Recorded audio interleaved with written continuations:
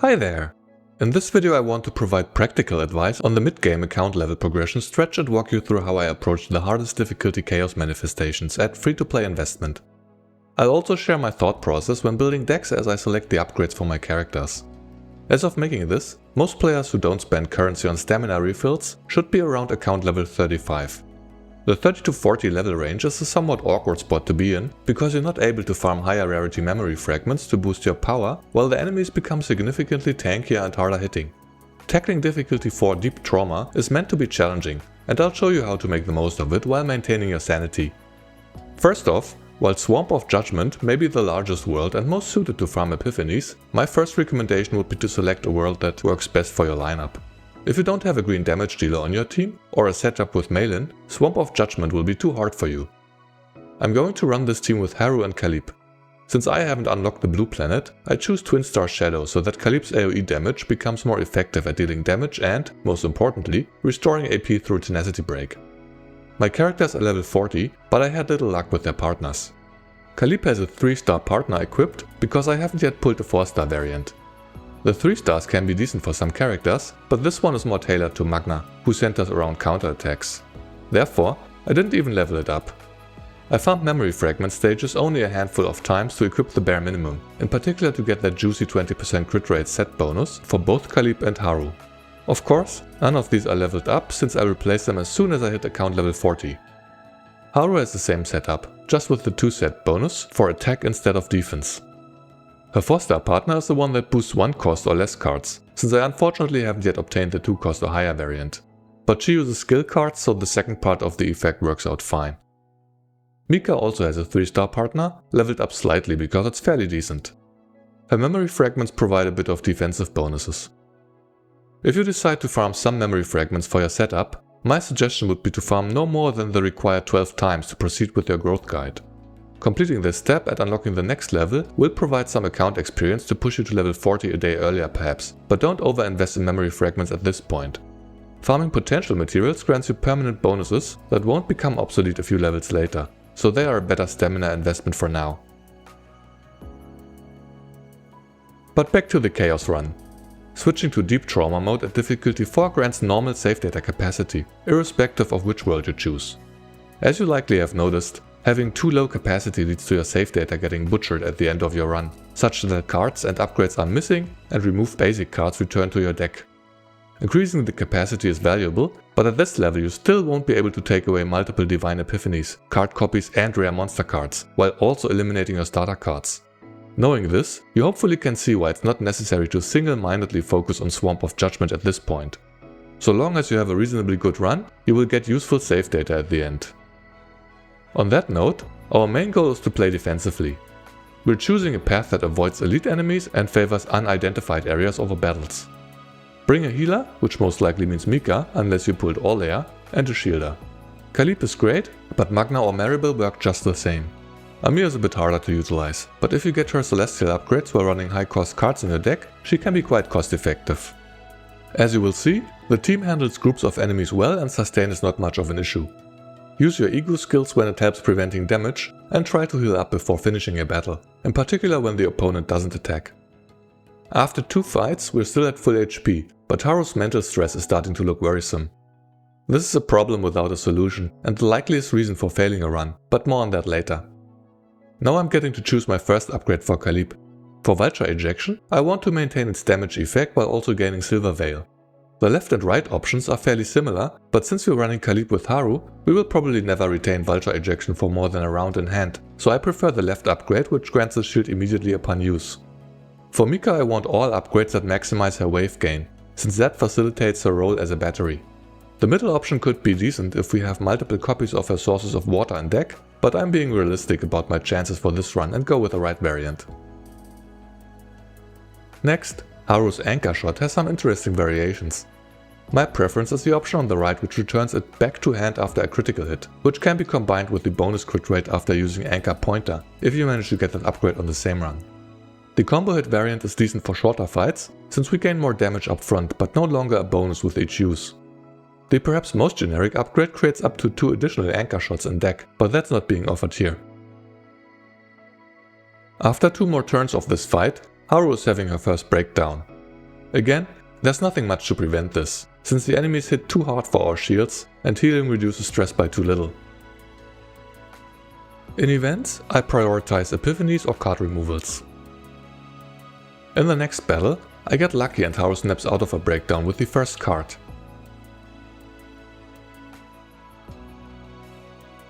For Mika's epiphany, I'm going again with the variant that provides wave, which is the option on the left.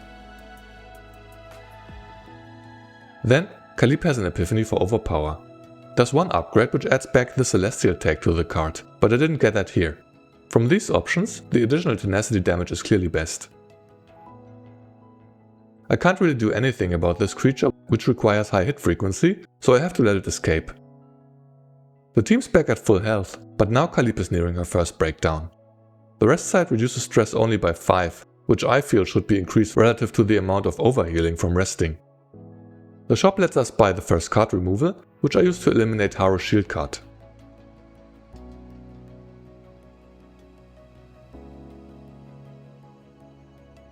In the next battle, Haru gets an upgrade for charge energy. The variant in the middle is not ideal for Haru, since morale provides only a minor additive damage bonus that doesn't scale well with her single hit nukes. The right upgrade is the best one you can obtain, since it provides a stacking 70% bonus for each of her cards in hand, excluding charge energy. Therefore, you're getting at least 70% bonus damage with Anchor Shot or Power Charge, but most often 140% or more, since Lift Anchor has a retain effect. From the next salvo of enemy attacks, you can see how Khalipe absorbs all the stress. This gameplay was recorded after yesterday's patch, which supposedly balances the stress accumulation better, but I'm not sure it changed much.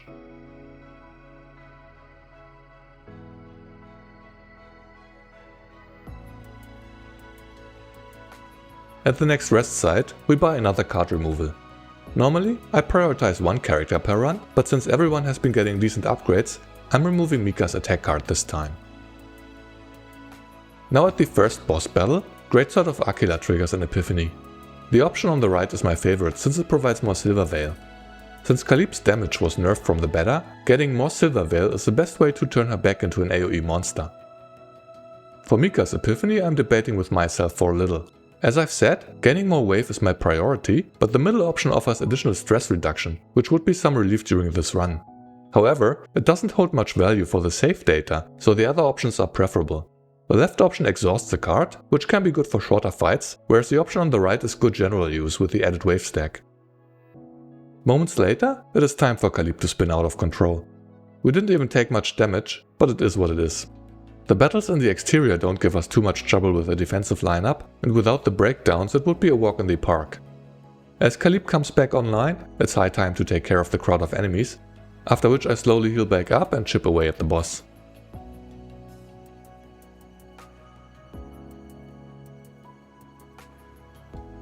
For the card duplication, Haru's option is not really useful, so I go with Vulture Ejection instead. More AoE and Silver Veil will be great for Khalipe's save data. Now onto the interior. The fate options aren't helpful. We try to avoid elite enemies, morale doesn't work well for our lineup, and we certainly don't want the enemies to hit harder than they already do. More so than in the exterior, we have to choose a path without elite enemies and as little battles as possible. Events can provide divine epiphanies, card copies and highest rarity gear, so this strategy is not necessarily to our detriment. Unfortunately, the first battle doesn't grant any epiphanies, and while I come out with full HP, Mika's stress kept going up, so we know who's breaking down next. In the resting area, I buy another card removal, this time getting rid of Khalipe's starter card. The next normal battle has an unreasonably tanky opponent, which unfortunately is of passion typing, which betrays the theme of this world. Fighting a 3.5k HP type neutral enemy turns into a very slow grind, not to mention that it hits like a truck. Khalipe's epiphany has fairly similar upgrades to offer. In the end, I decide for the variant that draws celestial cards, or heaven as it is translated now. Mika's Whirlpool is in my opinion one of her worst cards, but here we're getting a decent upgrade on the left, lowering its cost and providing more wave. The next event is a special one, offering the copy of a selected card or highest rarity gear. targeting a specific card to copy is extremely valuable, especially on a run where you had Divine Epiphanies. However, the Radiant Orb is a perfect fit for Haru, who specializes in pulverized damage. Since I've often seen card copies getting dropped from save data, I choose the gear instead. The next battle feels a scary bunch of hard-hitting enemies. On the second turn, Mika's cards are bricking my hand. I wish there was a proto skill that allowed you to reshuffle your cards, like in Reverse 1999. Here, I have to suck it up and endure a lot of incoming damage, costing about a third of the team's HP and increasing Khalipe's stress significantly. The third turn is another bad draw, leaving me with little options. I try to retain the Vulture ejections in hopes of a better hand next round. Despite the bleed cards which start clogging my hand, this time I finally get to unleash some damage.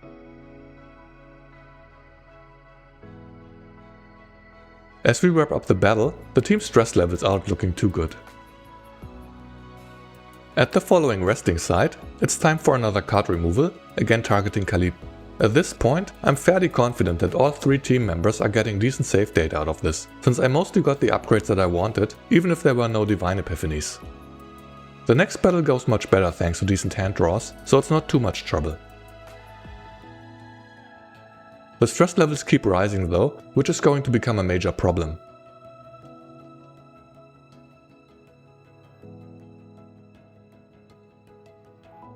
Haru triggers another Epiphany, offering the Anchor Pointer upgrade that grants bonus crit chance for Anchor Shot. Since I already have the upgrade that brings it back from the graveyard upon a crit, this is perfect.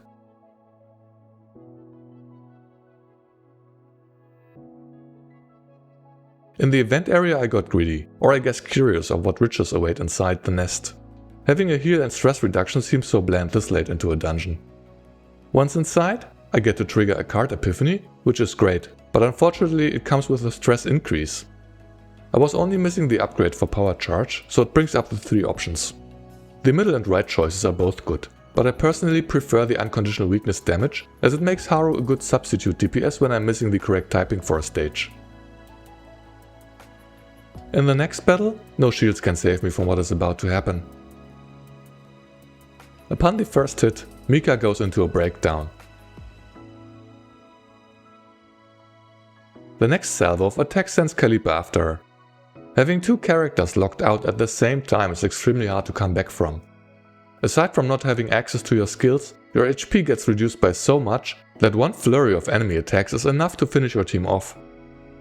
Haru is trying to hold on for dear life though, managing to eliminate 2 opponents.